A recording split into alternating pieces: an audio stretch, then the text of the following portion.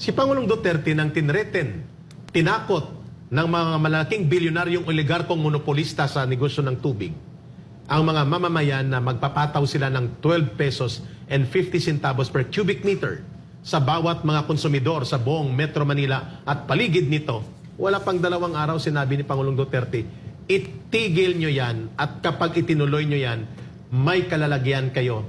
Iti-take over ng pamahalaan at ng military ang mga facilities nyo at idideklara ko ang crisis situation sa tubig at kami magpapatakbo ng inyong mga linya sapagkat ang tubig na yan ay bahagi ng patrimonya ng bansa. Meaning, pagmamayari yan ng taong bayan na ginagamit yung negosyo na tubong lugaw.